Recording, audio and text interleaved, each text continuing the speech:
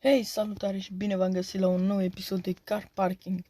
Astăzi vom merge să depunem dosarul de angajare și să mergem să vedem duba ce ne-o dă să livrăm piese de mașini.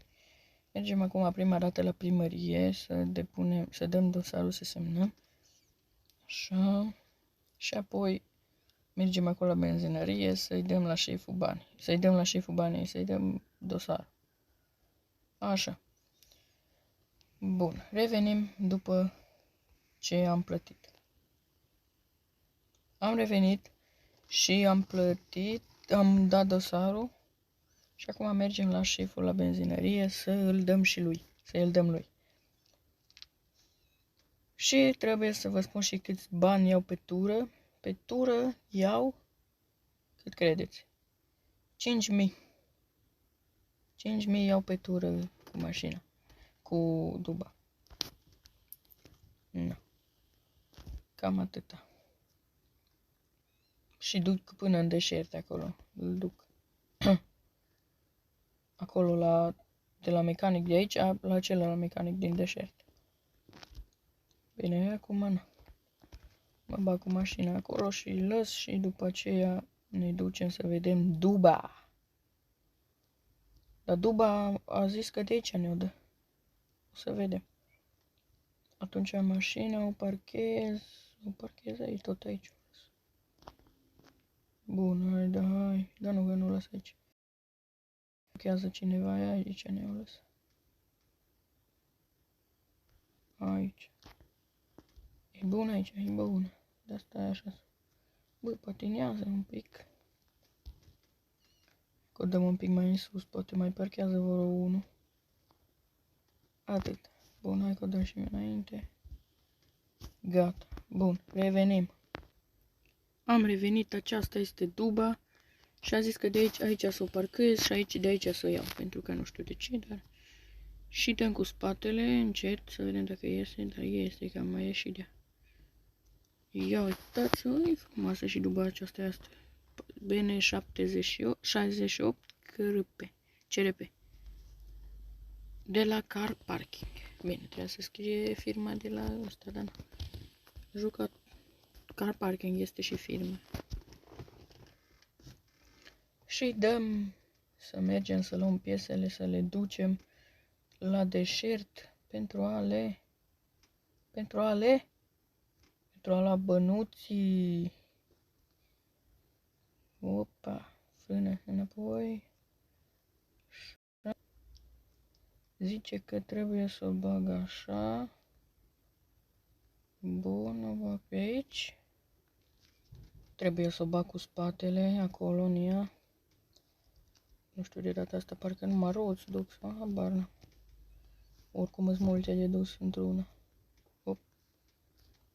Doar o tură pe episod pot să duc, nu pot să duc mai multe turi.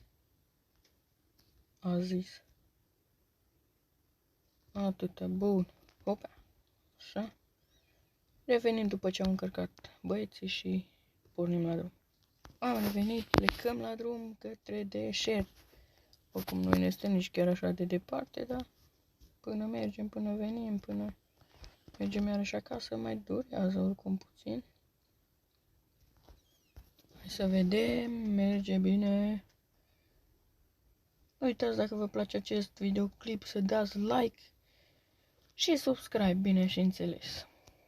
Ia uite pe aici, la căsuța, pe lângă căsuța noastră. Nu ușor pe aici să nu spargem și duba, că apoi am făcut tot ce ne trebuie, înseamnă că. Țineți aproape că în episodul ăsta, câte episod are vine? În episodul care o să fac un videoclip cum mergem și vindem mașina noastră cealaltă. Și ne cumpărăm alta, dar de până atunci face și niște bani să luăm alta. Oricum, ceva trebuie să facem. Ia uite, duba. Dă-i.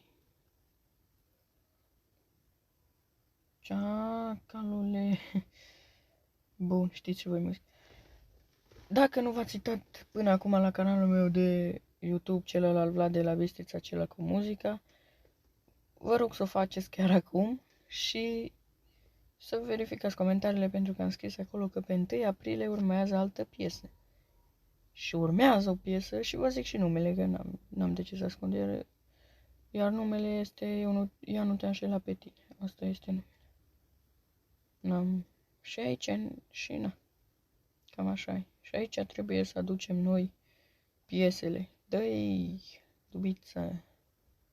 Așa, stai să vedem unde zice că să o bag.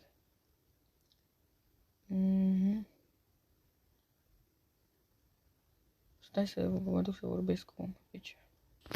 Am vorbit cu șeful de aici și a zis că să băgăm acolo cu spatele. Haideți să vedem dacă reușim. Trebuie să reușim. Hai, dubița noastră. O ne lăsa acum. Și dăm puțin înapoi, pentru că nu putem face de mai multe manevre.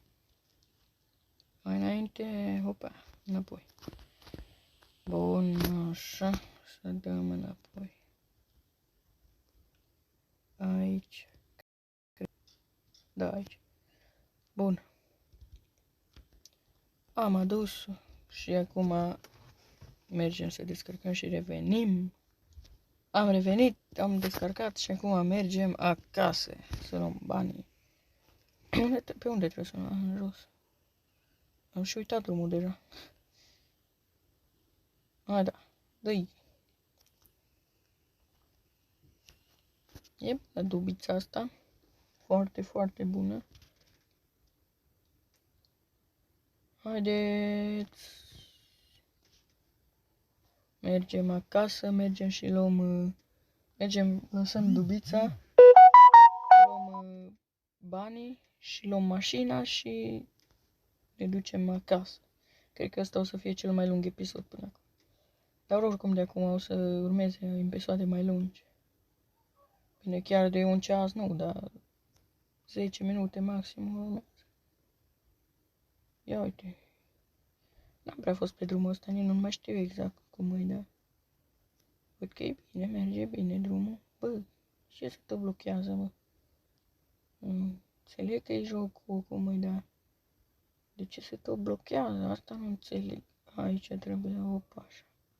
Deci iarăși trebuie să luăm băniții. Aici nu s-a mai blocat, înainte să bloca. Na, nisip. Am trecut de deșert. Haide! Curba și mergem.